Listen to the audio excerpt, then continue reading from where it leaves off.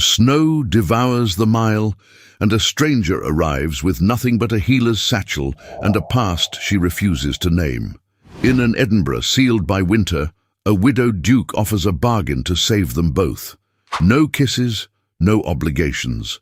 Yet a crumpled royal seal burns in his cloak, a secret that could shatter duty and awaken desire. When the wind howls against stone and whispers turn to knives, one choice will draw a line between survival and the heart's rebellion. Before we begin, tell me, where are you listening from? And what do you crave most in a period romance? Slow burn longing, scandal at court, or love that defies every rule? Your answers may light the way through this story. Edinburgh, Scotland, December of the year 1590. The wind howled like a mourning widow through the narrow winds of Edinburgh, scouring stone and skin with its icy bite. Snow fell in heavy, wet sheets, veiling the city's slate rooftops and narrow alleys in a shroud of white. The sky hung low, a brooding iron canopy, as if the heavens themselves bore witness to the desperation of those who wandered beneath them. Moira Lennox wrapped her woolen cloak tighter around her shoulders, though the madder red fabric was already stiff with damp. Her breath came in sharp clouds as she pressed forward, her boots slipping over frozen cobblestones. Behind her, the path of her life lay buried, her village, her mother's grave, the apothecary where she had healed more than she had harmed, and the man who had tried to barter her like cattle to clear his debts. She carried nothing but a leather scrip slung across her chest, its familiar weight a small anchor of dignity. Inside it, she had tucked sprigs of dried rosemary, a pestle worn smooth, and a sealed jar of lavender salve, tokens of a past that refused to be erased, no matter how far she fled. The city loomed ahead, grey and severe, its heart beating behind fortified walls and cold stone facades. She had no friends here, no promises, only the whisper of a name, Macraith. A duke, it was said, with influence enough to silence whispers and power enough to shield a woman from ruin. But even power was no balm to the soul, and Moira had not come seeking salvation, she had come to survive. Her fingers, raw with cold, knocked on the thick oak door of a tavern near the cannon gate. It creaked open, releasing a puff of sour air and flickering firelight. Inside, laughter stumbled through drink and smoke, a world apart from the chill outside. But it was not the warmth that caught her breath. It was the man seated alone at the corner table, his dark green cloak dusted with snow, the curve of his jaw carved like stone under a short beard. His eyes, grey-green and tired, met hers for only a moment before flicking back to the fire. She knew him instantly, not from portraits or titles, but from the stillness that surrounded him, the kind of stillness that comes after great loss. "Duke Macraith," she said softly, though her voice carried more clearly than she intended. He did not stand, but his gaze lifted again, slower this time, with curiosity. "You're late," he murmured, not unkindly. "Or early. I'm not certain which." Moira stepped closer. She stood taller than most women, and in the firelight her wind-flushed cheeks and herb-stained hands made no effort to appear delicate. "I wasn't expected at all," she said simply. He studied her a moment longer, then gestured to the bench across from him. "Sit, before your teeth rattle loose." She hesitated. Then, wordlessly, she slid onto the bench, her wet cloak pooling around her like wilted petals. He did not offer food or wine. He did not ask her name. And still, silence settled between them, not like a wall, but like snow on branches, tentative and soft. "I know why you're here," he said at last. His voice was low, not unkind, but measured. Word travels faster than a woman on foot, even in weather like this. Moira tilted her chin. "Then you know I'm not here for charity. I would not insult you so." Outside, the wind moaned against the shutters. Inside, the fire crackled, and the scent of smoke clung to their skin like memory. "I need a wife," he said, as one might say I need a lawyer or a sword. One who is intelligent, presentable, silent if necessary, and utterly disinterested in romance. Moira's lips did not move. But her eyes, those wind-bright, unyielding hazel eyes, did not waver from his. "You're describing a servant." "No, I'm describing a solution," he returned calmly. "The Crown questions my guardianship of my niece. The Kirk questions a household without a lady. The court whispers, I don't have time to court or dance, or bed some girl whose smile will sour with obligation." A flicker of something passed across his face. Pain, perhaps. Regret. But it was gone before she could name it. "And what do I receive in return?" she asked. "Protection," he replied. "From your past, from those who'd use it against you. A roof, provisions, your own chamber, and the freedom to go unnoticed. No kisses," she said, testing the edges of his offer. "No obligations," he agreed.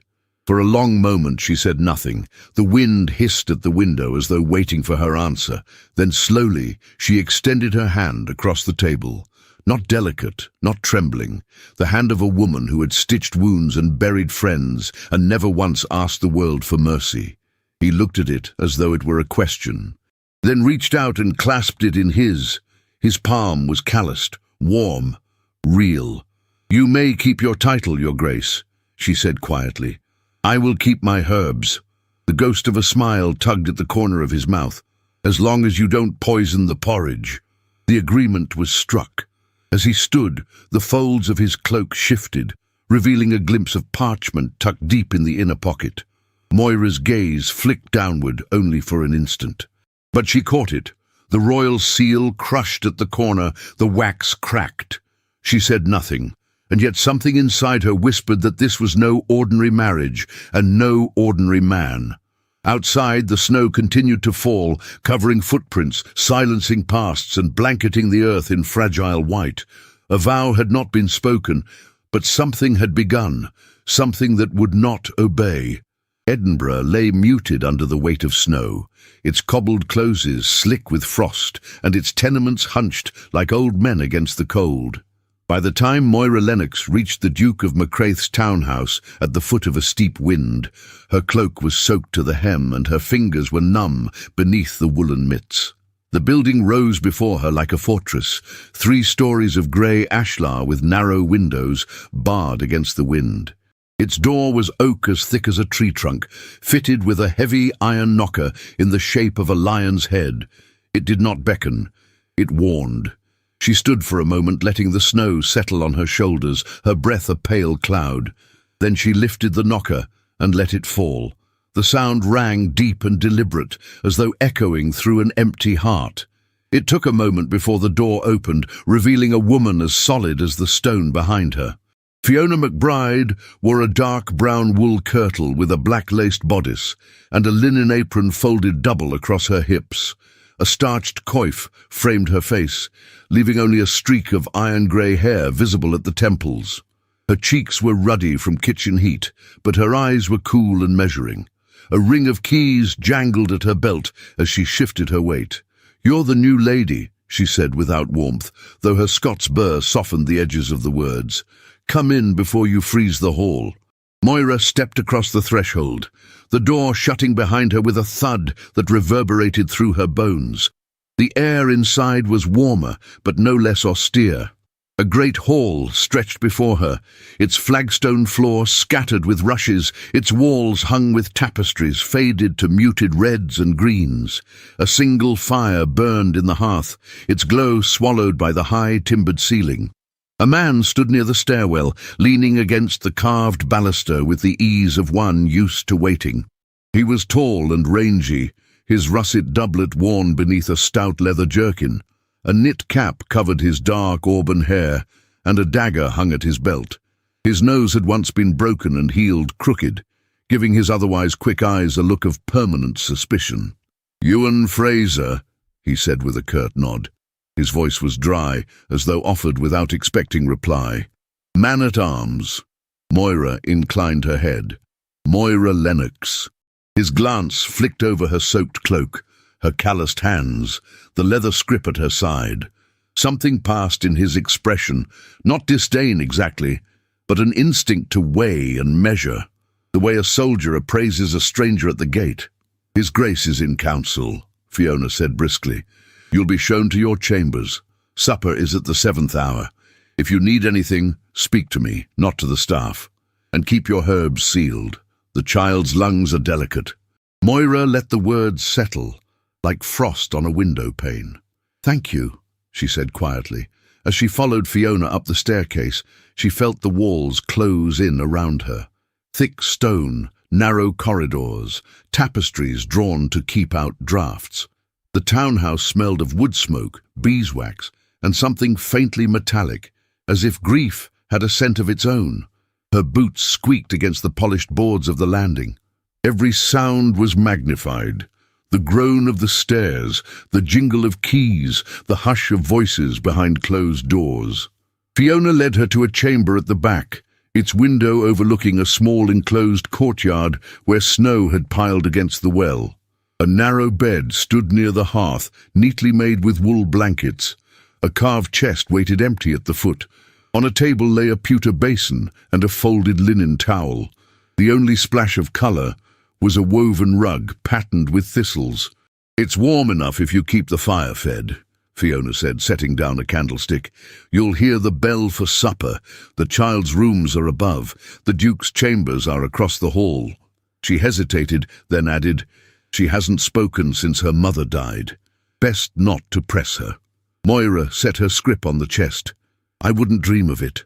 Fiona gave her one last, searching look, as though trying to read in Moira's face whether she would be trouble or balm. Then she left, the door closing softly behind her. For a moment Moira stood still, listening to the quiet. It was not the hush of peace, but of things unsaid. She crossed to the window and placed her palm against the cold glass. Outside, the courtyard lay deserted, its flagstones hidden beneath a drift of white.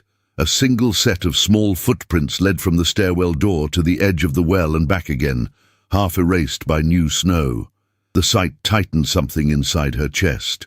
She unpacked a few items from her scrip, bundles of dried yarrow, a small jar of honey, a sprig of rosemary, and set them neatly on the table.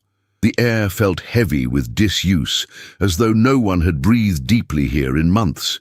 She struck flint to light the candle, then fed the hearth with a log from the basket. The flames crackled to life, casting an amber glow across the stone walls. Later, when she ventured back down the corridor, she heard faint footsteps and paused. A small figure stood at the far end, partially hidden by the shadows of a hanging tapestry. A girl, fair-haired, no taller than her chest, wearing a woad blue kirtle and a woolen shawl pinned with a brass brooch. Her linen cap was askew, and her mittens dangled from a cord around her neck. She clutched a small woven doll, its yarn hair frayed. Their eyes met for an instant, Moira's hazel and steady, the child's grey and wide with caution. Then the girl darted away, her footsteps vanishing up the narrow stair like a whisper swallowed by stone. Moira exhaled slowly. So this was Elsa. In the kitchen, the smell of broth simmering in an iron pot wrapped around her like a memory of home. Fiona moved between hearth and table with brisk efficiency, ladling soup into bowls, her keys jingling with every turn. Ewan leaned against the doorframe, arms crossed, watching without comment. "His Grace will dine in his study tonight," Fiona said, without looking up. "You'll take supper here with the staff. We run on routine in this house. Best learn it quickly." Moira accepted the wooden bowl and sat at the long trestle table. The broth was thin but hot, flavoured with onions and a hint of barley. She ate in silence, aware of Ewan's occasional glances and Fiona's tight-lipped composure. The air was filled with small sounds, the scrape of spoons, the crackle of the fire, the distant creak of shutters against the wind. After supper, she wandered back to her chamber, but the stillness there pressed against her like another wall. She found the small storeroom off the kitchen, where herbs had been kept, only to discover bundles hanging brittle and dusty, their scents faded. The mortar was chipped, the pestle worn. She rolled up her sleeves and began to work, sorting what could be saved, sweeping away what could not. She opened the shutters a crack to let in the night air, then closed them again to keep out the snow. Her hands moved with quiet purpose, the movements as familiar as breathing. Unconsciously, she began to hum, a low, wordless melody her mother had taught her to soothe fevers. The tune drifted through the corridor like smoke, threading into the silence of the upper rooms. Upstairs, Ailsa sat on the edge of her bed, doll in her lap, head tilted. She pressed her ear to the floorboards, listening. Her lips moved, shaping the melody without sound. From across the hall, behind a door left slightly ajar, Caelan McCraith stood in the half-light of his study. He had returned from council late, cloak still speckled with snow. In his hand lay the crumpled royal letter, the wax of its seal cracked and sharp against his palm. Yet his eyes were not on the paper. They were fixed on the figure below, through the narrow gap in the balustrade, Moira Lennox, sleeves rolled, hair slipping loose from its coif, her hands steady as she brought a forgotten storeroom back to life.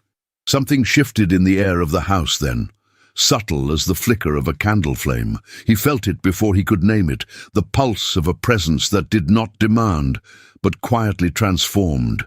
Duty had taught him to measure every action in terms of consequence.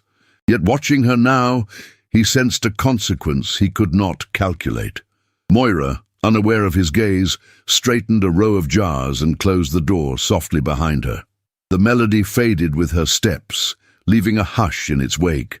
Not the dead hush of grief, but the waiting silence of a room where breath had returned.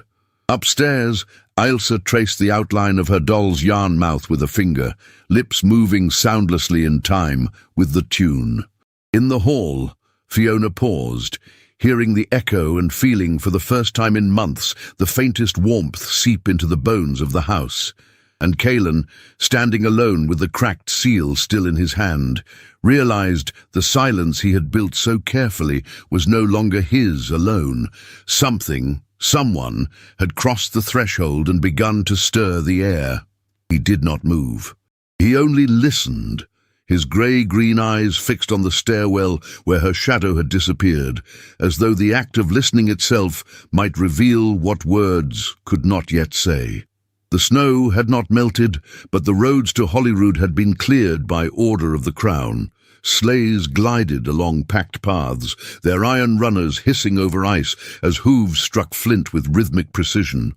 Beneath the domed grey sky, Edinburgh's noble class emerged from their manses like frostbitten birds from shuttered cages, cloaked in sable, perfumed with clove and myrrh, eager to murmur in drawing rooms lit by dripping tapers and watched by too many eyes.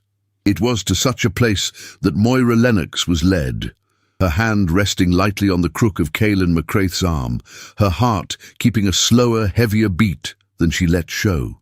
His grip was neither tight nor yielding. It was steady, like the man himself, and though he did not speak as they crossed the threshold into the great hall of the Lord Provost's residence, she felt the tension in his shoulder, the careful precision of his movements, the subtle breath he took before their names were announced. The crowd parted with a rustle of brocade and lace, the scent of lavender powder cloying in the overheated room. Tapestries of hunting scenes lined the walls, and a quartet played softly near the hearth, their strings dulled by the drone of conversation. No one here wore wool unless it had been dyed, pressed, and trimmed with gold. No one's hands bore the stains of burdock or ashroot. Moira's gown was of deep woad blue wool, pinned at the sleeves to reveal a clean white chemise beneath. A narrow black ribbon circled her throat, fastened with a pewter charm of St. Brigid. Her hair was coiled and covered in a fine linen cap, unadorned. She had scrubbed her hands until they ached, but still the faint tint of calendula and the pale scars of work remained. Eyes turned, some wide, some narrowed, some with disdain, others with interest, but none with welcome. Caelan bowed briefly to a cluster of lords, then guided her toward the dais where the Lord Chancellor and his circle presided. She stood a half-step behind him, her spine straight, her face calm, as he offered the requisite formalities. His voice was smooth, measured, a knife wrapped in velvet. When it was done, he turned slightly toward her. "This is Lady Moira," he said. My wife. A hush pulsed through the chamber like a gasp, muffled by protocol. Moira offered a curtsy. Low, deliberate, eyes never lowered. She felt their gazes like needles against her skin. From the far side of the room, a figure in black satin approached, moving like oil on marble. His doublet gleamed under candlelight, and his starched ruff framed a face too composed to be kind. "Your Grace," said Sir Gideon Kerr with a smile that showed no warmth. "And Lady Moira." He bowed, the movement elegant and condescending at once. Moira inclined her head. "A rare choice," he continued, addressing Kaelin while his eyes lingered on her sleeves. "One would expect a duchess to arrive with softer hands, or perhaps a pedigree longer than a recipe for cough syrup." Kaelin's jaw tightened, but his voice remained steady. "I chose character over vanity." Gideon's smile did not falter. "Of course, a nobleman seeks virtue in unexpected places, though some might say virtue is more useful when it can host a banquet." Moira's cheeks flamed, not with shame, but fury she was too proud to display. She met Gideon's gaze, holding it until he blinked. His smile thinned. From behind them, a voice like silk brushed against their ears. "Do forgive him, Lady Moira. Gideon has always mistaken wit for wisdom." A tall woman in a deep wine-colored gown stepped forward, her blonde hair elegantly arranged beneath a sheer black veil, her pale eyes cool, but not cruel. She extended a hand. "Lady Morven Sinclair," she said. Moira accepted the hand, finding it smooth and strong. "Moira Lennox, of no house." Morven's smile was wry. "Perhaps not yet. But you are standing where few have dared. This city," she added in a lower tone, "devours women it cannot tame. Beware its teeth." Their hands parted. Gideon retreated, his interest not lost, but merely postponed. The music resumed. Conversations swelled around them again, like waves reclaiming a shore.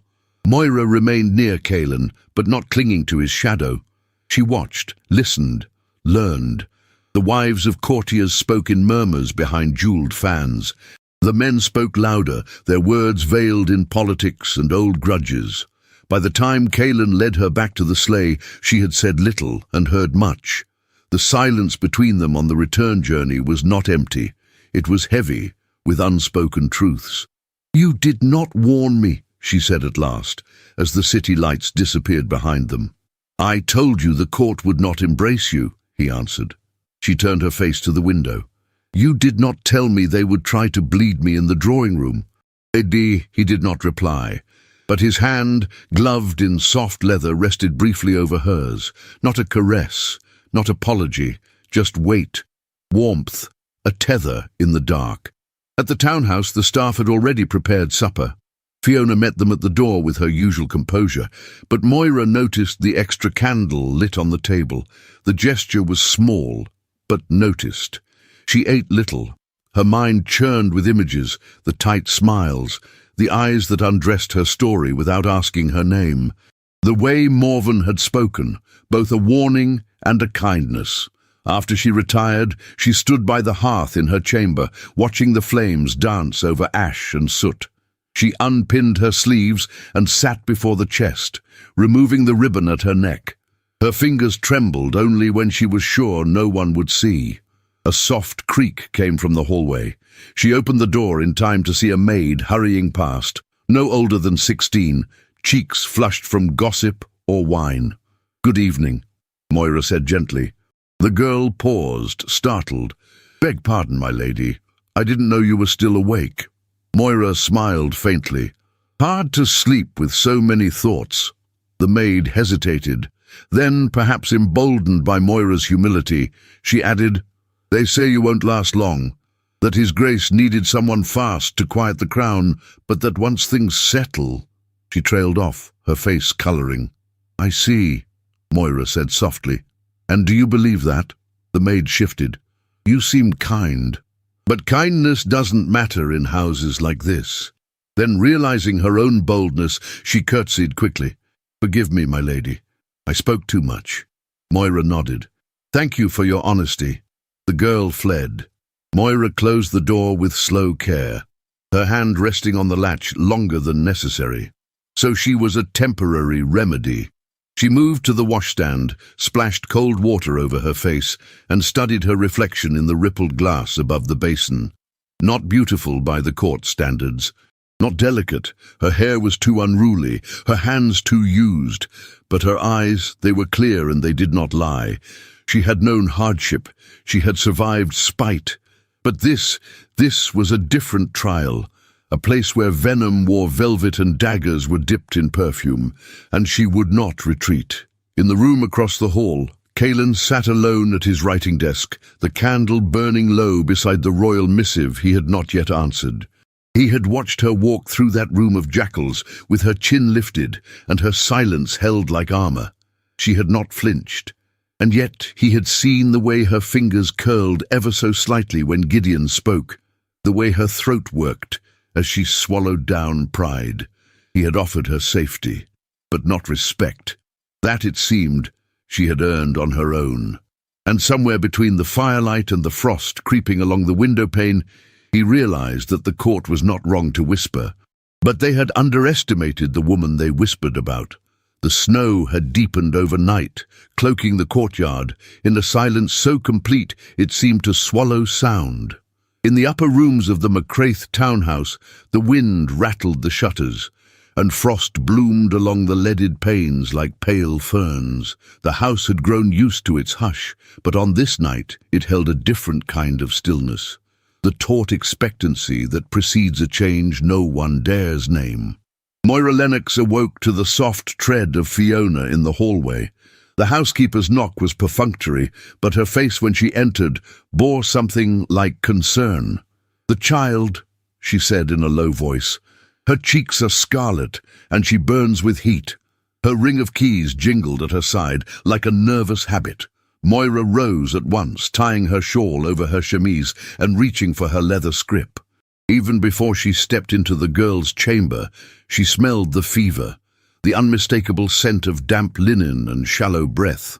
The room was dim, its single candle guttering in a draught, the bedclothes tangled around a small figure whose fair hair clung to her damp brow. Ilse's lips were parted, her breath quick and uneven, eyes closed as if sleep were a battle she was losing. Moira knelt by the bed without hesitation. "Hush now, little one," she murmured, not expecting an answer. She laid a cool hand on the girl's forehead, then on her wrist, counting the pulse. Her fingers were steady, only her heart trembled. She glanced up once at Fiona. "Bring a kettle of boiling water and more blankets warmed by the fire," she said quietly. "We will need steam to ease her lungs." Fiona hesitated, but only for a moment. "Yes, my lady," she said, and vanished like a brisk ghost. Moira set her scrip on the stool and unwrapped her herbs, dried willow bark for the fever, elderflower for the lungs, rosemary for the air.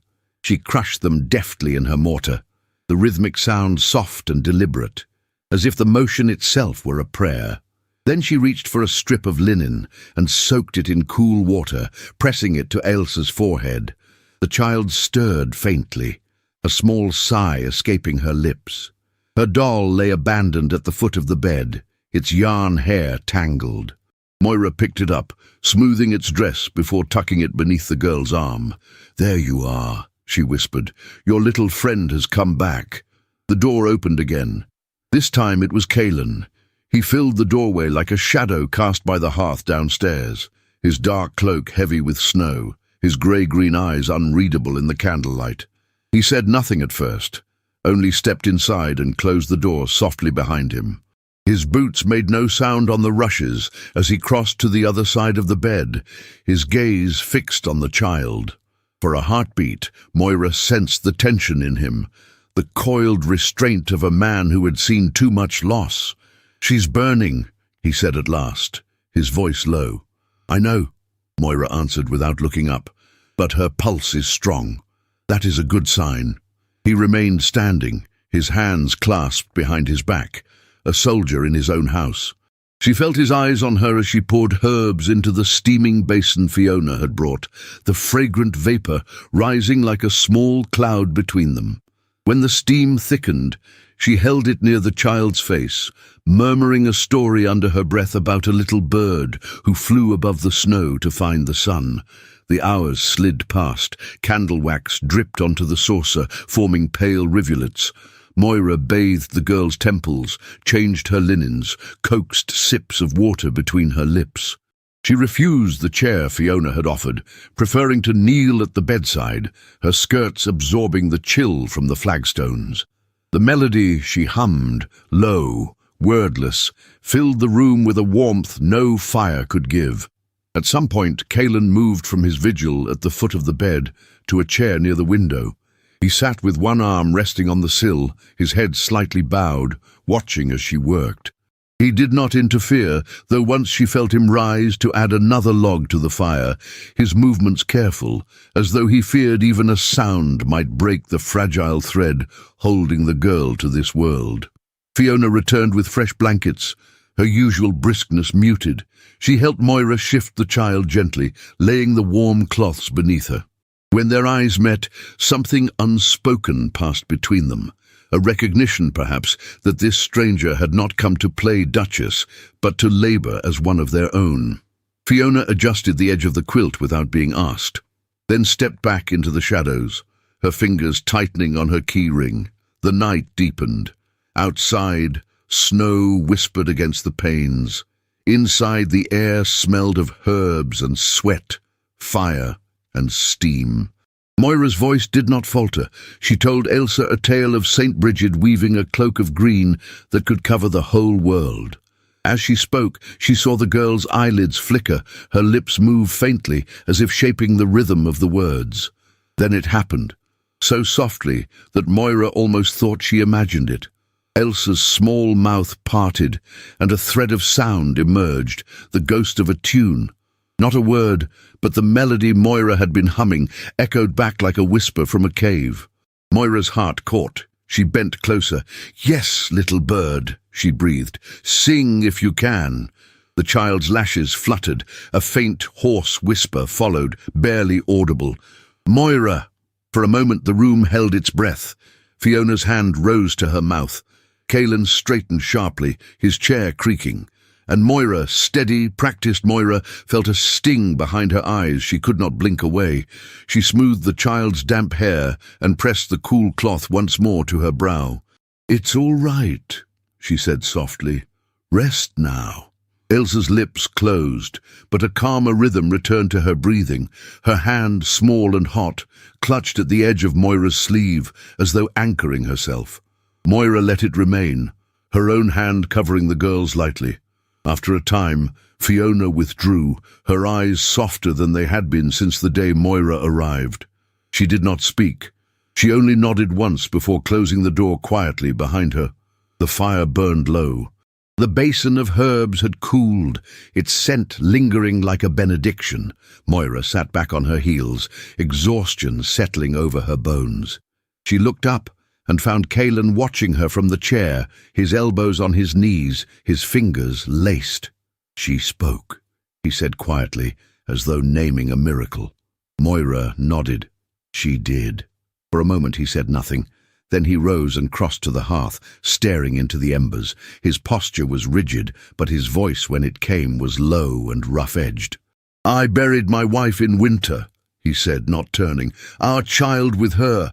I was at the borders riding through sleet when the messenger found me. By the time I reached home—" He broke off, pressing a hand to the mantel. "Since then this house has been nothing but stone and echoes. I thought if I filled it with silence, nothing else could be taken from me." Moira listened, her hands folded in her lap, her heart swelling with a compassion she did not dare speak. The flickering light caught the planes of his face, the tightness around his mouth, the faint tremor of his fingers against the stone. "You have done more for her in one night than I have managed in months," he said. "And I—" He stopped, drew a breath, steadied himself. "I thank you." She rose slowly, crossing to stand beside him. For an instant the distance between them dissolved. The scent of herbs clung to her skin. The smell of cold air clung to his cloak. Their shoulders almost touched. "You love her," she said quietly. He turned his head just enough to meet her eyes. In them she saw gratitude, regret, and something unnamed. "I do," he said simply. Her hand lifted as if of its own accord, hovering near his on the mantel. She could feel the warmth of his skin, even through the space between them, but she stopped before their fingers met, her breath catching. Their vow hung between them, unspoken but binding. Kalen straightened, his mask of composure sliding back into place. He stepped away from the hearth, giving her space. "You should rest," he said softly. "I'll stay with her now." Moira nodded, her hand dropping to her side. "Wake me if she worsens." He inclined his head. She moved to the door, pausing once to glance back at the small figure asleep in the bed, her doll tucked securely under her arm. Fiona's keys glimmered in the doorway, a silent sentinel, but the woman's expression had changed. No longer suspicion, something closer to respect, perhaps even faith. When Moira slipped out, the corridor felt different, less like a corridor of stone, more like a passage where breath and warmth had begun to circulate again. She leaned briefly against the cool wall, closing her eyes, feeling the echo of Elsa's whisper still lingering in her chest. Behind her in the quiet chamber, Kalen settled into the chair she had left, his gaze on the sleeping child, the scent of herbs still drifting in the air like a promise. The thaw had not yet come, but Edinburgh had begun to stir under the crust of winter. In the closes and winds below the castle hill, smoke curled from crooked chimneys, and the cries of hawkers echoed faintly through the damp air. The poorest wards, where roofs sagged under frost and the smell of coal mingled with hunger, had learned a new name, Lady Moira. Mothers whispered it as they brewed her infusions to calm a fever. Old men spoke it as they rubbed her salves into stiff joints. They knew her not as a duchess, but as a healer who descended from the high street to their alleys, carrying a leather scrip and a steady voice. Yet the higher one climbed the mile, the colder the air grew. In noble parlours lined with painted panels, the same name was spoken with thin smiles. Physicians, whose incomes depended on patronage and reputation, muttered about dangerous precedents and the vanity of amateur remedies. Their wives rehearsed pity as they poured wine, then whispered behind gloved hands about the Duke's strange bride and her common practices. The tension hung like frost on a window pane, fragile but waiting for a touch to crack it. That touch came with a single birth. Lady Agnes Drummond, sister to Sir Roderick Kerr and cousin to Gideon, laboured through a long, bitter night. Moira had left her a small packet of powdered willow and crushed raspberry leaf weeks before, pressed upon her by a servant who had begged for relief. "For easing cramps," Moira had said. "Half a pinch only, brewed light." She had not been summoned to the house during the birth.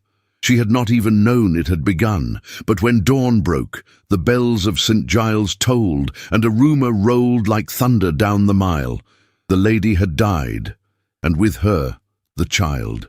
By mid-morning, the whisper had acquired a name, Moira Lennox. The Kerr household claimed her herbs had poisoned the mother. The city, restless for a scapegoat, listened. She heard the news not from Kalen, but from Fiona, who came to her chamber with lips pressed thin. "They're saying your powders killed her," she said quietly. "Sir Roderick is demanding inquiry." Her keys clinked faintly against her apron, as though echoing her unease. Moira set down the jar she had been labelling and drew a slow breath. "I was not called to the birth," she said. "I did not dose her beyond what any midwife would." She tried to keep her voice steady, but she could feel the tremor beneath it. The tremor of a woman who had seen this pattern before. When a man of status fell ill, the physician was unlucky. When a woman of status died, the healer was a witch. "The Kirk elders have summoned you," Fiona added. "Tomorrow, at the toll booth." Moira's fingers tightened around the table's edge. "Does His Grace know?" "He does." Fiona hesitated, then added, "He's with his advisers now." That night the townhouse felt colder than any January wind. In the great hall, Kalen sat at the long table with two grey-haired men of law, their faces grave, their words measured. Moira stood at the threshold unseen, listening. "If you defend her publicly," one warned, "they'll accuse you of shielding guilt. You risk your niece's guardianship, perhaps your own lands. Better to let the elders do their questioning. If she's innocent, she will clear herself." The other murmured agreement. "Distance yourself, Your Grace, for now." Moira's hands trembled at her sides. She wanted to step forward, to demand he look at her, but she saw the tension in his shoulders, the weight of duty bowing his head. He did not rise. He did not call her name. The words she had once used to steady, frightened mothers whispered back at her, "Steady hands, steady heart." She turned and walked away before he could see her face. Sleep did not come. In her chamber she unbraided her hair and stared at her stained fingers. The flickering fire cast long shadows on the walls, making the room seem larger, emptier. She thought of Elsa's small voice whispering her name nights before, of Fiona's eyes softening. She thought of Kalen's silence at the table. For the first time since she had stepped into this house of stone, doubt seeped into her bones, not doubt of her skill, but of her place. Morning came pale and brittle. The sky hung low over the city, heavy with unfallen snow. Bells tolled from St. Giles as Moira walked up the high street toward the toll booth, her cloak drawn close, her head uncovered in token of humility. People stared. Some murmured blessings, others spat softly in the street. Behind her, Fiona followed at a distance, her coif drawn tight, as if to say she came not as witness, but as anchor. Inside the toll booth hall, the air was colder than the street. Black-gowned elders sat at a long table, their faces lined by years and suspicion, their hands resting on calfskin-bound Bibles. Flat black caps shadowed their brows. On the benches to the side, a smattering of townspeople leaned forward, eager for spectacle. Among them, Moira caught a flash of satin, a man in black doublet smiling faintly. Gideon Kerr had come to watch. "Moira Lennox," intoned the presiding elder. "You are summoned to answer for the unlawful practice of physic, for the harm occasioned by your herbs to Lady Agnes Drummond, and for the spread of unlicensed remedies in this city." Moira stepped forward, her boots echoing on the flagstone. She clasped her hands before her, fingers stilling their tremor. "I came when called," she said simply. "I gave Lady Agnes a mild infusion for pain weeks before her travail, at the request of her own servant. I was not summoned to her birth. I have harmed no one." A murmur rippled through the room.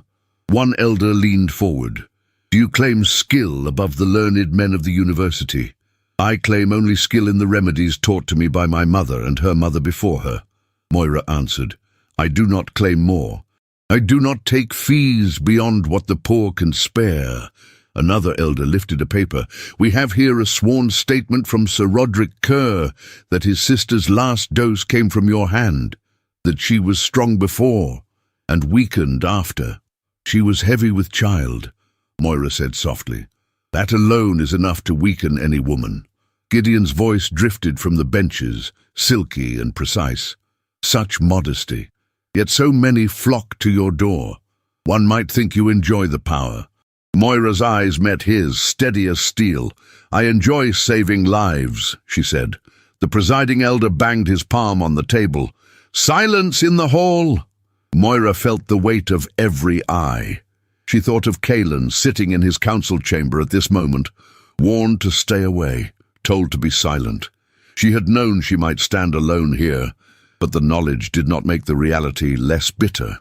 The rumors of witchcraft, dormant since she had arrived, began to stir like coals in ash.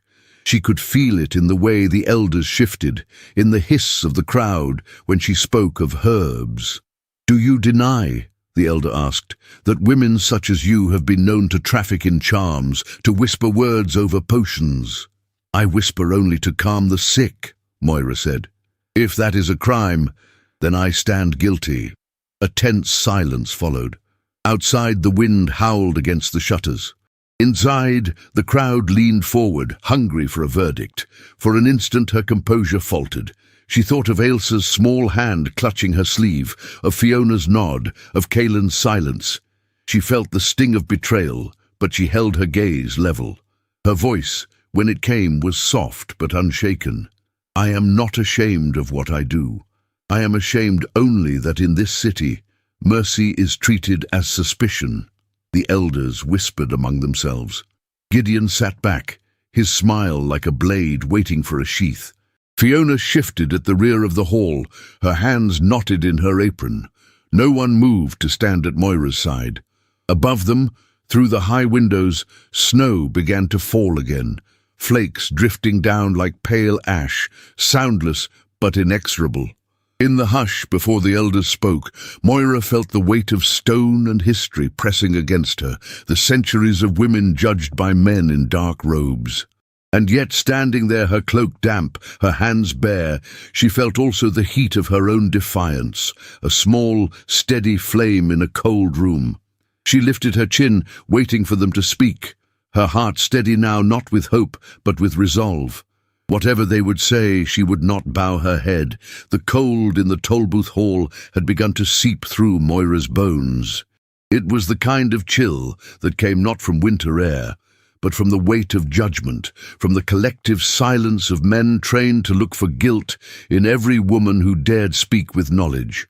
Outside, the wind groaned against the shutters, and the snow, which had begun as a whisper, now struck the windows in angry gusts.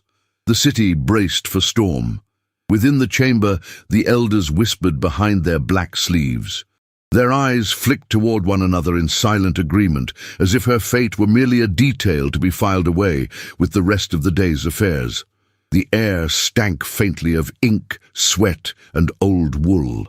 And behind her, among the hushed crowd, Gideon Kerr sat like a hawk on a perch, his long fingers tapping the pommel of his cane, a smile playing at the corners of his mouth.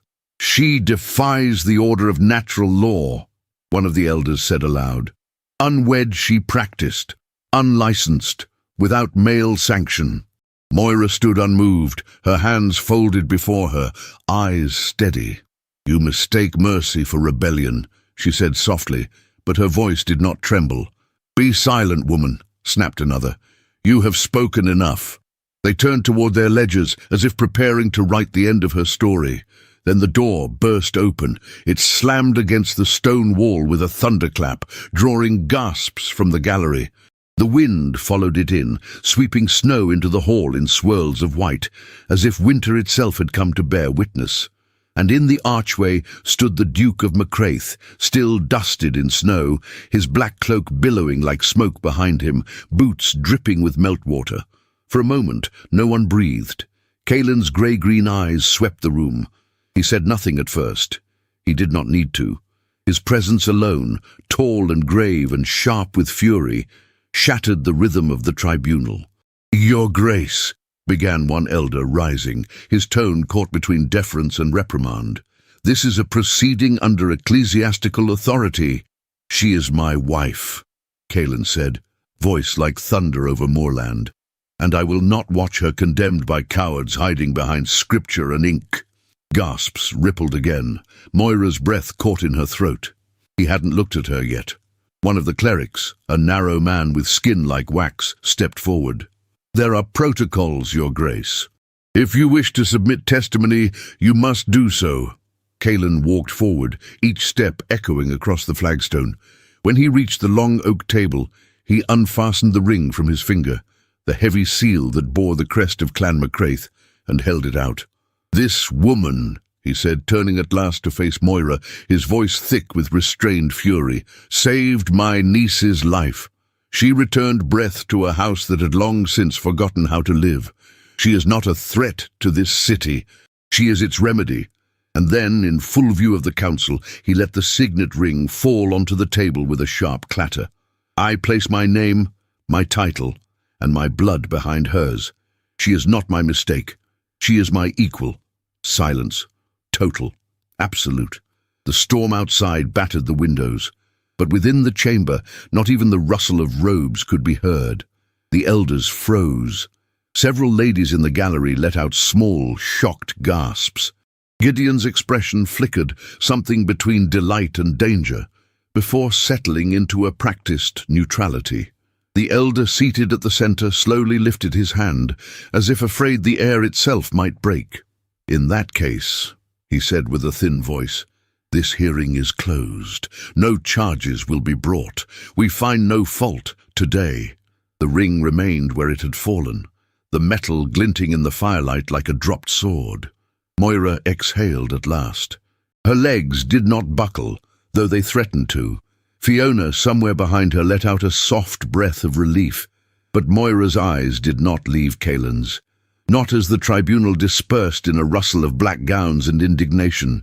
Not as the room emptied, save for Gideon, who lingered in the shadows, smiling to himself like a man who had just witnessed the first piece of a larger game fall into place. Outside, the wind had not let up. Caelan walked beside Moira without speaking as they stepped into the sleigh waiting near the gates. Snow gathered on his shoulders and melted in her hair. Their hands did not touch, but the distance between them felt charged, humming with something fragile and unspoken. When they reached the townhouse, Fiona had already lit the hearths, and Elsa was sitting quietly with her doll in the corner, colouring with charcoal on scrap parchment. She looked up as they entered, her eyes wide, then ran to Moira with the kind of abandon that needed no explanation. Moira held her close, burying her face in the child's hair, letting the warmth of that small body steady her pulse. Caelan stood a few paces away, watching. After a moment, he said quietly, "Come to the study when she sleeps, please." It was not a command. Moira nodded once. Later that evening, when the house had settled and the storm dulled to a sigh beyond the stone walls, she made her way to the study. The room was dim, lit only by the fire and the flickering of a single candelabra. Caelan sat at the writing desk, his back half turned. He did not rise when she entered, but his voice came gently, "Do you know why I waited?" Moira stood near the fireplace, her hands clasped before her. "Because they told you to." He turned slowly to face her. His features, always chiseled with restraint, now held something raw, something human. "I've done this before," he said, his tone low. "Waited, listened, obeyed. When my wife took ill during her final months, I obeyed every instruction. Every delay, every suggestion from my advisors, every protocol from the Crown's physicians. I waited, I served, and I buried her for it." The firelight caught in his eyes, and Moira saw the pain there, so long buried it had turned into stone. "Until now. I chose duty over love," he said, his voice hollow, "and I buried both." She stepped closer, but not too close. "You don't owe me this." "I do," he said. "You should have never stood alone." Moira's chest ached. There was something unbearable in the way he said it, not with grand apology, but with quiet devastation. She reached out, fingers hovering just above the desk between them, where his hand lay still. The distance between them was only inches, yet she did not close it. Their vow still held. He saw the gesture, the pause, and offered a half-smile so laced with sorrow it nearly broke her. Moira turned before she could falter and left the room. She returned to her chamber in silence, her breath steady, her steps even. Elsa was already asleep in her small cot by the hearth. On the stool beside the bed, folded with care, lay a scrap of parchment, a child's drawing. 3 figures stood side by side, one tall and dark, one with long hair and a blue dress, and between them a smaller shape holding both their hands. The lines were crude, but the message was clear. Moira sat on the edge of the bed and held the drawing in her lap. Her eyes closed, and for the first time since she had arrived in Edinburgh, she let herself lean into the fragile possibility of belonging. In the room across the hall, Caelan sat once again at his desk. The fire had burned low. He unrolled the letter bearing the royal seal. It was not the first such warning he had received. If he did not sign the land agreement placed by Gideon's hand, he would face inquiry. And not only inquiry, isolation, political disfavor, perhaps loss. But as he held the page over the flame, he thought of a woman standing alone in a stone chamber, defiant, a child murmuring her name, a drawing left as an offering of hope. He did not burn the letter, not yet, but neither did he sign it. The storm outside had passed, but another gathered quietly in its place, and this time it would not be faced in silence. The city of Edinburgh shimmered beneath a sky heavy with frost, the last breath of Yuletide clinging to gables and chimney smoke. Twelfth night had arrived, a night when the nobility gathered to forget winter's cruelty and feign warmth beneath chandeliers and gilded ceilings. Laughter and lace, claret and candlelight, flattery served in crystal goblets. Inside the McCraith townhouse, preparations unfolded with an air of quiet reverence. In the upper chamber, Fiona moved with firm precision, brushing the creases from a gown of deep blue wool edged in modest blackwork. Ilse sat cross-legged near the hearth, holding a small mirror polished bright enough to catch candlelight. She beamed when Moira entered. "I've nothing fine," Moira said softly, eyeing the gown draped over the chair. "Not like the women of the court." "You've something rarer," Fiona replied without looking up. "Dignity." She held up the gown and nodded toward the screen. Moira obeyed. Behind the partition, she shed her plain garments and slipped into the gown. The wool was heavier than expected, warm against her skin. The sleeves slightly looser than she was used to, as if meant for a woman not required to kneel beside a sickbed. Fiona laced the bodice tightly but carefully, shaping her without restricting. When she emerged, the room stilled. Ailsa's eyes widened. "You look like a star," the child whispered. Fiona stepped back, arms crossed. "You'll turn heads, whether they like it or not." Moira reached up and adjusted the narrow black ribbon at her throat, the pewter charm resting just below her collarbone. She had no pearls, no combs of ivory, no rubies to fasten at her wrists. But her hair had been loosely pinned, with a few gentle curls left near her temples, and the light caught the faint sheen of her skin, warm from the fire, and softened with rosemary oil. Downstairs, Caelan stood in the great hall fastening his cloak. When Moira descended the stair, he turned and froze. He had seen her in shadows, by lamplight, kneeling over Elsa or tending herbs, but never like this. There was no mistaking her now, for the woman the court had dismissed as a temporary remedy. Tonight she moved like someone who belonged to no one, but might be claimed by anyone bold enough to try. "You'll need a cloak," he said quietly. "It's bitter out." She nodded. "But I'll manage." He offered his arm. When she took it, their palms brushed. He did not let go quickly. The Lord Provost's hall, dressed in ivy and winter berries, had been transformed.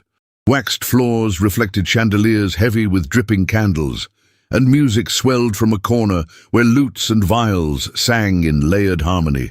A table groaned beneath gilded trenchers of roasted meats, candied fruits, and custards sculpted into crowns. Heads turned the moment the Duke of McCraith stepped into the hall with a woman unknown to society on his arm, her chin high, her gown without jewels, her gaze calm and unflinching. Whispers bloomed like fire through dry grass. "Is that the herbalist? She looks different, almost noble, but no family name, a duchess with no title of her own."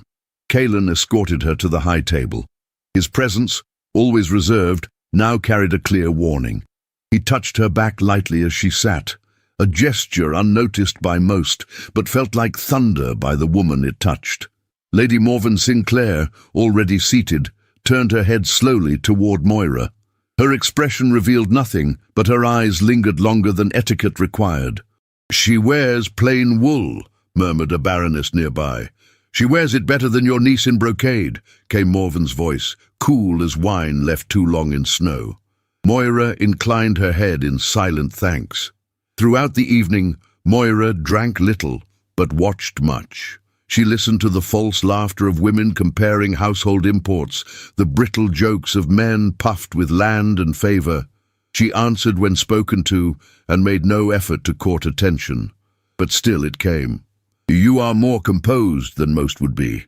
Morven said, leaning toward her after the second course. When I was your age, I measured worth by gowns and glances. You measure it by silence. Moira smiled faintly. Silence can be armor, or a prison. Indeed, Morven said, eyes distant. I know the weight of both. From across the room, Gideon Kerr watched them like a man watching a game played by others while holding the final piece. Dressed in deep black velvet, his starched ruff pristine, he looked more bishop than courtier. He waited until the dancing had begun, when couples swept past in practiced reels and laughter bounced beneath the vaulted ceiling.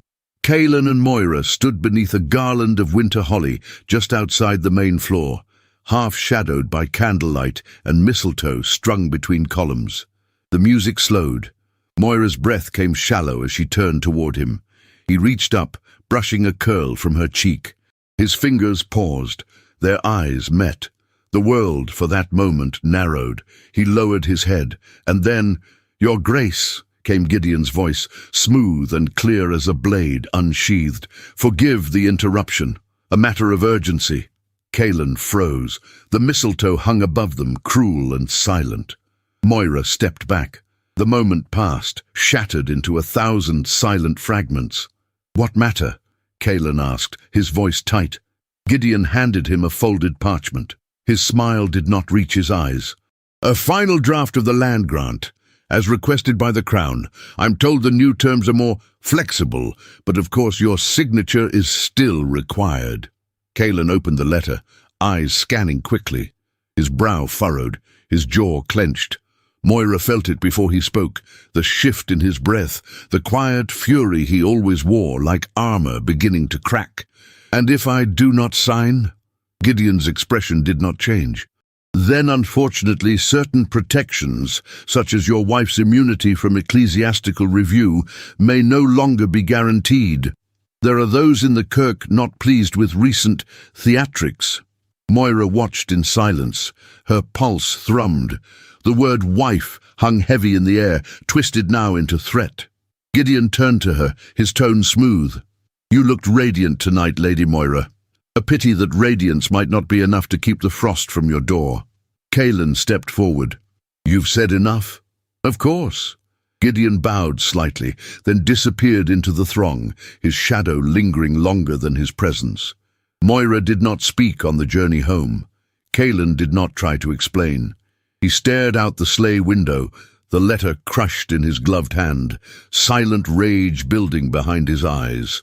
Once inside the townhouse, he tore off his cloak and disappeared into the study without a word. Moira stood in the foyer for a long moment, her hands still warm from dancing, her heart now colder than the wind outside. Fiona approached with a wool shawl and a look she did not disguise. "Did they admire your dress?" she asked softly. "They admired its audacity," Moira replied, "not its worth." She walked toward the stairs, the hush of the house pressing in once more. Upstairs, Elsa had left a small bouquet of dried rosemary and bay on her pillow. Moira sat beside it, fingers grazing the brittle leaves. She thought of Kaelin's near touch, of the way his gaze had deepened, as if he wished to say something he could not. And she thought of Gideon's eyes, sharp, pleased, dangerous. This war would not be fought with swords. It would be fought with whispers, signatures, and silence. But she would not surrender. Not yet. Kaelin, alone in his study, reread the letter. His candle sputtered as the wind moaned past the stone, and the fire offered no comfort. The parchment crackled in his hands, and for the first time in many years he did not feel sure of what duty demanded. Because this time, duty wore her name. The storm struck with no warning, as if the sky itself had grown tired of restraint. By the 4th hour past noon, the wind had begun its mournful howl across the rooftops of Edinburgh, snatching shutters from their hinges and hurling icy needles against every glass pane. Snow swept through the winds in great swirls, rising in drifts against doors, drowning footprints in seconds. It was the kind of storm that ancient folk would say was sent to punish pride or to cleanse something deeply wrong. Inside the McCraith townhouse, the walls groaned against the tempest. The fire roared in every hearth, casting uneasy shadows that danced along the stone walls like omens. Moira stood in the entry hall, her cloak drawn tightly about her shoulders. She had spent the morning restocking the apothecary cabinet, but restlessness had gnawed at her ever since. Something in the air was off, not merely the storm, but a silence that vibrated beneath it, like the breath one holds before a scream. Fiona crossed the hall, her keyring jingling in sharp rhythm. She cast Moira a wary glance. "Don't go out today, the wards are shut, the church bells silenced. There's talk. The kirk is stirring again." Moira met her eyes. "I won't leave the house." But trouble, it seemed, would not wait for her to step outside. By the 6th hour, the storm had turned into a white abyss. Snow fell in sheets so dense the world disappeared into it. The windows glowed with firelight, while the world beyond them turned to a frozen haze. Then the knock came. It was not a knock truly, but a pounding, brutal, demanding. The great door shuddered beneath the weight of fists. Ewan reached it first. He opened the panel cautiously, hand on the hilt of his dagger. Wind rushed in, carrying snow, and the barked voice of the man outside. "By order of the kirk," he shouted, his cloak whipped around him like a flag, "we come to detain the woman Moira Lennox for further ecclesiastical questioning." Ewan stepped into the threshold, squinting into the snow. "She's not to be taken." A second figure emerged behind the first, cloaked, gloved, armed. Then another, 4 men in total, bearing no insignia but the cold confidence of those who act under someone else's shield. One of them held a parchment, wax cracked and bearing the seal of the elders. "She is to come willingly," he said, "or we are to escort her by force." Fiona appeared beside Ewan. "The Duke is not present," she said coldly, "and the lady is unwell. She will not go. We have the authority." "Not in this house," Fiona snapped, but they stepped forward all the same. Moira appeared then, descending the stairs slowly, the light from the upper landing falling across her face. She wore no fear, only a terrible calm that was somehow more terrifying to the men at the door than defiance would have been. "I will not hide," she said softly. "Let them see that at least." Before Fiona could protest, the wind carried another sound to them, a faint creaking, a whisper too light to be noticed, if not for Moira's sharpened senses. She turned sharply, eyes wide. "Ailsa," she breathed. The child was gone. The servants searched the house with frantic precision. Her boots were missing from beside the hearth, the side door unbolted. In the courtyard, tiny footprints had already begun to vanish beneath the falling snow. Moira did not hesitate. She tore her cloak from the wall and ran. The storm swallowed her whole. The wind screamed against her ears, pulling at her hood, biting into her face like glass. She stumbled over snowdrifts, following the half-erased pattern of steps, a child's short, scattered gait that wavered toward the gate. "Ailsa!" she cried, the word vanishing into the gale. "Ailsa!" There was no answer, only the wind and the white. She pressed forward, skirt tangled around her legs, her breath coming in heaving gasps. The snow blinded her, stung her eyes, filled her mouth when she screamed. Her hands were raw, her boots soaked. Still she pushed on, following the last faint marks of a child who had never meant to disappear. At last, near the frozen well behind the alley, she found her. Ailsa lay in a snowbank, curled around her doll, lips blue, eyes fluttering. The storm had laid its hand on her tiny frame like a jealous spectre. Moira dropped to her knees. "No, no, no!" She pulled the girl into her arms, wrapping her with trembling hands inside the thin protection of her cloak. Her voice cracked as she whispered the lullaby Ailsa once hummed, her tears freezing before they fell. "Please," she begged, "not like this." Then, through the veil of white, a figure appeared. Caelan.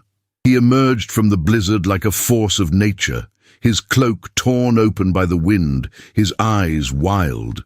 He saw her, saw them, and crossed the snow in long strides, falling to his knees beside her. Without a word, he lifted both Moira and the child into his arms. She felt the strength in him, the heat of him, the way his body refused to surrender even as the storm fought to claim them. Back at the townhouse, Fiona and Ewan flung open the door as Caelan staggered through it. The firelight blazed against the sudden arrival. Servants scrambled. Blankets were thrown over shoulders, hot bricks pressed to feet, soup summoned from kitchens long gone cold. Ilsa was taken into Fiona's arms. Ewan carried her upstairs. But Caelan did not release Moira. He carried her to the hearth and sank to his knees, wrapping both their cloaks around her, cradling her as if his arms alone could drive away the cold. Her face was pale, but her eyes fluttered open. "You came," she whispered. His voice cracked. "Always." Fiona approached with a fresh blanket, but halted when she saw the way Caelan held her, desperate, reverent, as if he had been given back something he never expected to see again. Moira touched his chest, just above his heart. "You don't have to say it," she said, breath shallow. But he did. He stood slowly, lifting her with him. Snow still clung to his shoulders, his gloves streaked with frost. He turned to face the room, the servants, the strangers still lingering near the door, the guards sent by Gideon now stepping backward, unsure of what came next. Caelan's voice rang out, clear and unshaken. "This woman is not simply the wife I married. She is not a placeholder. She is the soul of this house, and anyone who dares threaten her, threaten this family, threatens me." He reached for the signet ring Fiona had returned to him days ago and pressed it to his palm until blood welled beneath it. "I swear now, in blood and name," he said, raising his hand. "Moira is not merely my duchess. She is the one I would burn down the world to protect, and I will not kneel to crown or kirk if they dare claim otherwise." The room stilled. Ewan bowed his head. Fiona stepped back, her face pale. The guards, stunned by the force of the words, exchanged glances, then left, snow falling behind them like ashes. Caelan turned to Moira, whose face was streaked with tears and melting snow.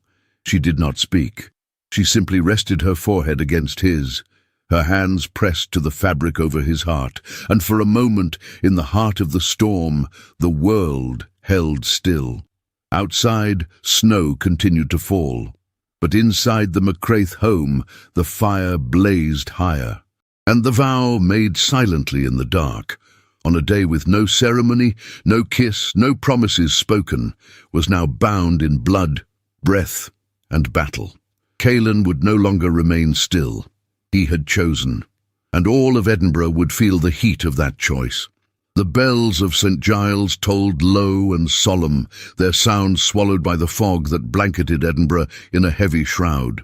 It was a damp, spectral morning, neither winter nor spring, but something between, where breath still misted in the air and the cobblestones glistened with thaw. The city waited, hushed and brittle, for judgment to be spoken in stone chambers, where power was currency and silence a weapon. In the great hall of the Council of Elders, light filtered through tall, leaded windows, casting ribbons of gold and ash upon the polished oak floor.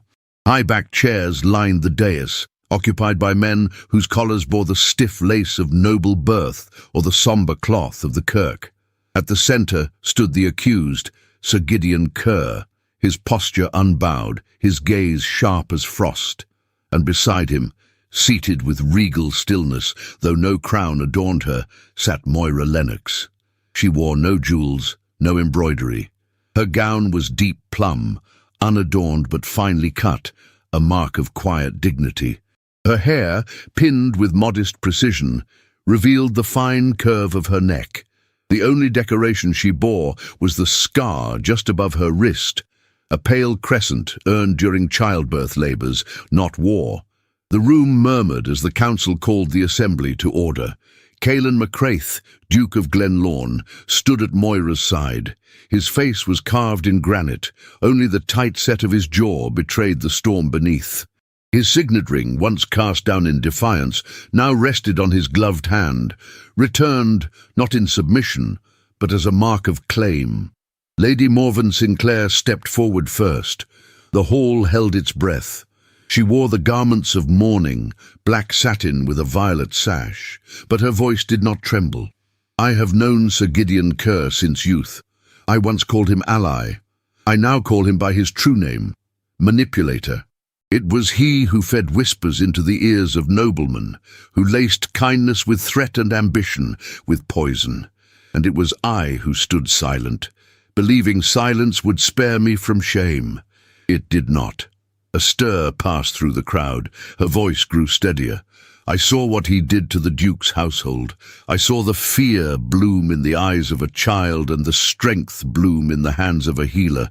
Moira Lennox did not poison this city. She mended it. She stepped back, her head bowed, the air around her thick with unshed tears. Fiona came next. Her apron was clean, her back straight, and her words plain. I've run the Glenlorne house for 18 years. I've buried a duchess, tended a babe, and seen what grief does to a man. When Lady Moira arrived, our walls were colder than the stone they were built from. She did not speak loud, she did not command, but she worked. She paused, lifting her chin. She kept my pantry neat and the child warm. She sang in the mornings. She placed birch leaves under the girl's pillow and nettles in the hearth to draw out the damp. I do not know of courts, but I know when a home begins to breathe again. It was her doing. Then came Ewan. The guardsman's voice was deep and spare. When the child fell ill, the lady did not sleep for 3 nights. When we feared we'd lost the girl, it was her hands that cooled the fever. And when men came in the storm to steal her away, it was her voice that called the girl from the snow. He looked directly at Gideon. And it was you who sent those men. Gasps scattered like dry leaves. Moira remained motionless, though the hand in her lap had curled into a fist. A soft sound echoed through the chamber, a slipper brushing against stone. Ailsa. She stood beside Fiona, hands clasped before her, her curls braided tight with a sprig of lavender woven near her temple. She was small beneath the weight of watching eyes, but her voice, when it came, was steady. She made the house warm again. The silence that followed was holy. Caelan rose. He held a sealed scroll in one hand, the other resting atop the table like a shield. "Lords and elders," he said, "I have been a servant of the crown since I was 16. I fought in the northern campaigns. I buried my brother in foreign soil, and I bent my head when I should have raised it. But today I will not bend." He held up the scroll. "These are letters, correspondence from Sir Gideon to envoys of the crown, letters that plot to seize lands not by sword, but by slander, letters that name my household vulnerable, my wife expendable, and my child, yes, my ward, but my child exploitable." He stepped closer to Gideon, voice a low thunder. "You sought to destroy what you could not command, and now the truth stands against you." The presiding elder cleared his throat, parchment crackling. "This council finds the evidence credible. Sir Gideon Kerr is hereby exiled to Orkney until further notice. He is stripped of all court titles and barred from advising any noble house henceforth." Gideon did not protest. He did not blink. Only as the guards moved to flank him did he turn, slowly, to Moira. "Winter always returns," he whispered. Then he was gone. That evening, the thaw truly began. The garden behind the townhouse, still rimmed in frost, shimmered with the first defiant signs of spring. Snowdrops pushed through slush-dappled soil. Ivy, stiff with cold, curled slightly toward the waning sun. Moira stepped through the arbor, arms wrapped loosely around herself. Her breath clouded in the dusk. The cold nipped at her sleeves, but she did not retreat. She had stood through worse. She heard him before she saw him. Caelan. He stood beneath the bare-limbed hawthorn, the same place where months before he had sworn there would be no kisses, no obligations. But he was no longer a man hiding behind rules. He was a man standing in his own name. "I once believed that duty meant silence," he said, voice rough with wind and memory. "That to keep my word, I had to keep my heart locked." Moira said nothing. The wind toyed with a strand of hair at her temple. I was wrong. He turned toward her then, fully. You did not ask for affection. You asked for respect, and you gave more than I ever deserved. She took a step closer, her boots sinking slightly in the softening earth. You did not leave me to fall. His eyes searched hers. I will never leave you again. No vow was spoken, no permission was begged. He reached for her, slowly, like a man who understood the gravity of touch, and she met him halfway. The kiss, when it came, was not born of urgency. It was slow, reverent. A hush passed between them like prayer, and though no bells rang, the earth stirred, the frost melted, and the vow, once spoken in fear, was broken. So it could be made anew. The first true breath of spring came not with fanfare, but with the whisper of warmth through narrow winds and over damp slate rooftops. Edinburgh stirred beneath a sky the colour of pearl, and the chill that had long coiled around its spires and closes slowly loosened its grip. In the gardens behind the McCraith townhouse, crocuses pushed through thawed earth, like promises once buried and now reborn. The market square smelled of fresh straw, damp linen, and peat smoke. Vendors called cheerfully, their voices unburdened by frost. For the first time in many months, people lingered instead of hurried, and laughter returned to the cobblestones like birds to the eaves. It was there, on a quiet street tucked between a bookbinder's and an ink maker's, that a small apothecary opened its doors. The sign above it read in clean, hand-lettered script, Lennox Remedies and Provisions for Women and Children. The windows bore no grand gold leaf, only soft white curtains tied with blue ribbons, and inside the air was filled with the scent of rosemary, lavender, and something far older, knowledge handed down in quiet kitchens and wind-swept fields. Moira stood behind the counter, sleeves rolled neatly past her wrists, arranging dried elderflower into a basket. Her hair was pinned back with a ribbon gifted by Ailsa, and her bodice bore a simple brooch in the shape of a thistle.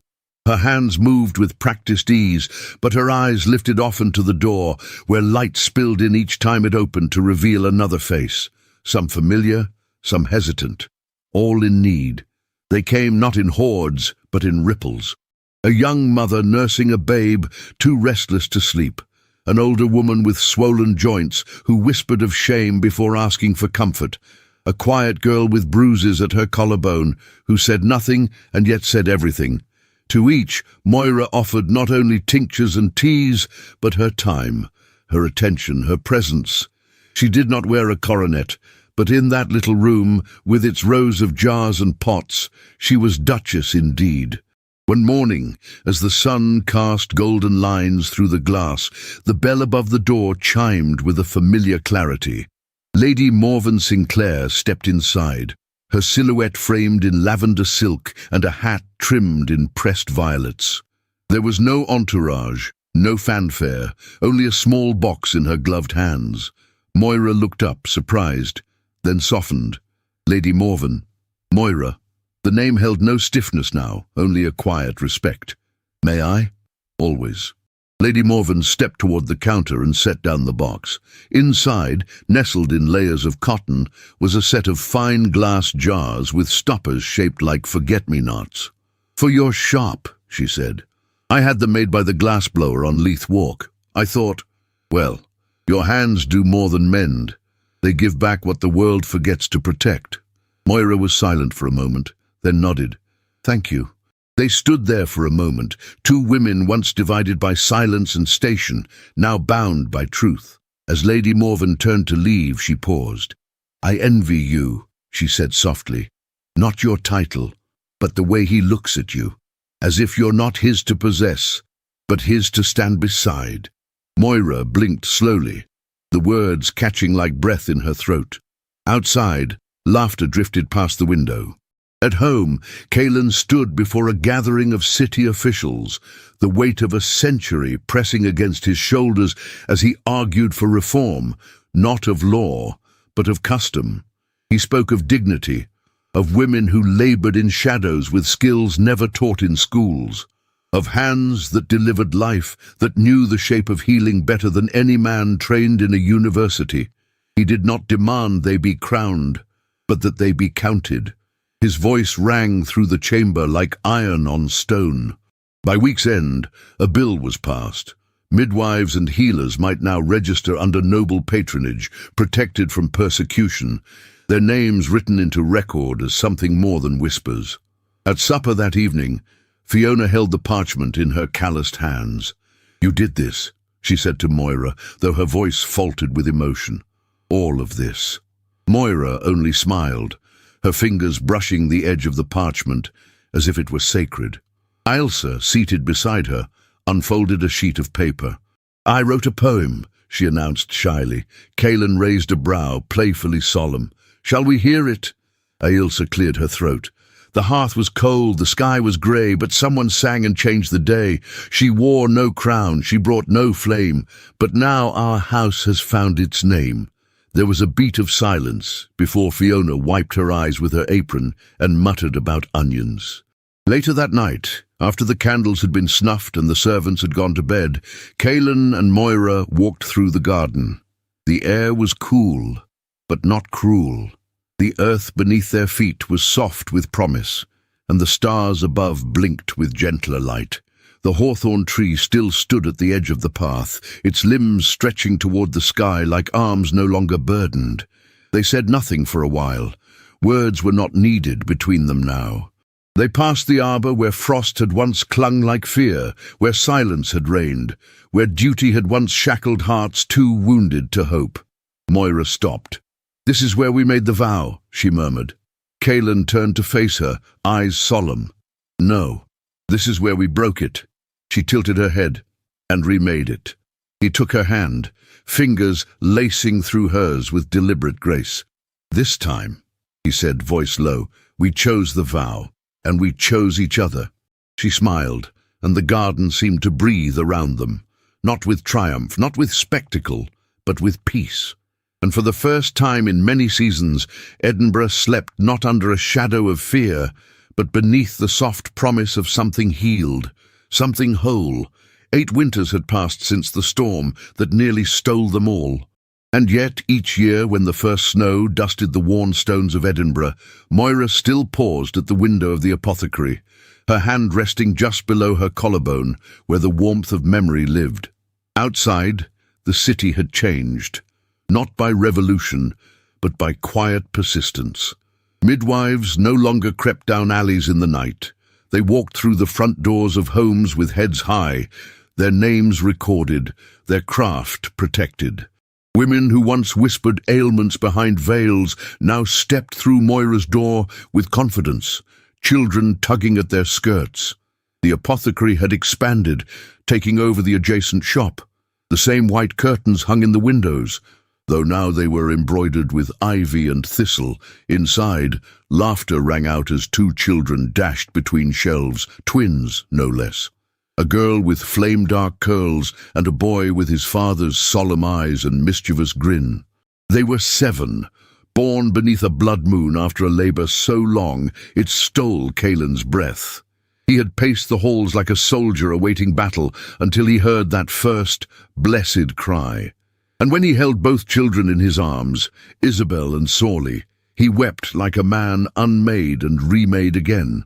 Ailsa, now 16, had blossomed into a quiet scholar with ink-stained fingers and a voice that no longer trembled. She wrote poems still, but now they were published in broadsheets under the name A.L. McCraith. Her favourite subject was silence, and how love taught her to speak. Fiona no longer managed the townhouse. She ran a school for young girls in the grass market, using Moira's herbal profits to fund tuition for those who arrived barefoot and bright-eyed. On the wall behind her desk hung the first recipe Moira ever taught her, elderflower tonic for cough and courage. Ewan had taken to wearing spectacles and courting a pastry cook from Leith. He'd built a greenhouse behind the apothecary, insisting Edinburgh's grey skies were no match for ingenuity. Moira teased him often, but when she walked among the lemon balm and winter rose, she felt he had built a sanctuary not just of plants, but of healing. Lady Morven, now simply Morven to her friends, had left court life and opened an atelier that trained widows and fallen ladies in fine embroidery. She and Moira shared tea monthly, and though they rarely spoke of the past, it lingered between them like a thread, binding, not choking. As for Gideon Kerr, his name had become a caution, not a curse.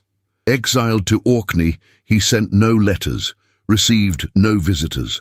Rumour claimed he had taken to carving chess pieces from driftwood and speaking only to the sea.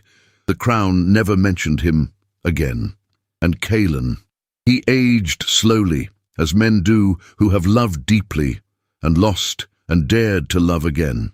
Silver streaked his temples, though it suited him, made him look more like the Duke of the North he had always been in spirit, even when politics tried to bend him.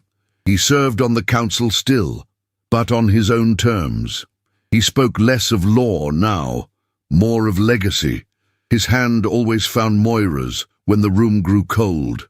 Their love had not faded, it had weathered. It had bent beneath grief when Moira's first apprentice, a girl of 19, died of fever.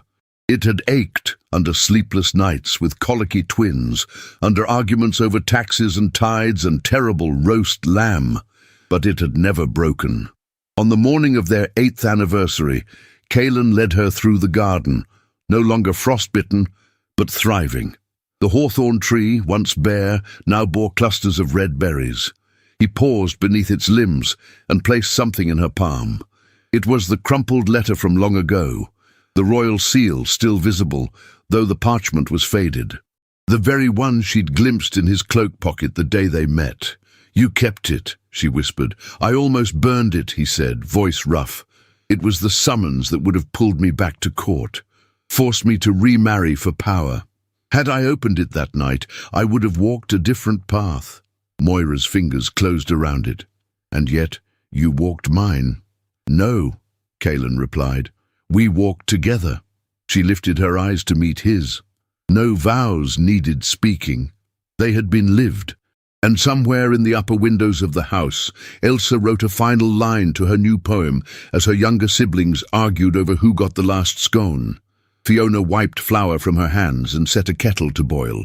Ewan watered lemon balm in the greenhouse, while Morven stitched ivy along the hem of a silk christening gown for someone else's beginning. And in the heart of a once-frozen city, under branches once bare, the Duchess and her Duke stood hand in hand, proof that some vows do not melt with the snow, but take root beneath it, and bloom again. And so ends the story of Moira Lennox and Duke Caelan MacCraith, a tale born in the frost of winter and carried through the seasons of trust, sacrifice, and love reclaimed. If this story moved you, if you felt your heart swell as Ailsa spoke her first words, or held your breath as Moira stood alone before the council, then you've witnessed more than a romance. You've walked beside characters who remind us that healing takes courage, that true love demands choice, and that even in a world built on silence and power, a single voice, steady and kind, can change everything. What did this story awaken in you? We would love to know. Share your thoughts in the comments. And if you made it all the way to this final chapter, write the word Thor in the comments below, so we know who walked with us through every snowfall and every bloom. If you feel called to support the team who brings these timeless stories to life, we'd be deeply grateful for a super thanks in any amount your heart allows. Your generosity helps us keep creating powerful emotional narratives like this one. And if a gift isn't possible right now, know that sharing this story with a friend or loved one is just as meaningful. Word of mouth is how these romances reach hearts across the world. You'll find more unforgettable tales waiting for you in the cards above. Stories of women who dared, of men who broke their own rules for love, and of vows made not out of duty but devotion. Thank you for watching. Thank you for feeling. And most of all, thank you for believing in stories where love always finds a way.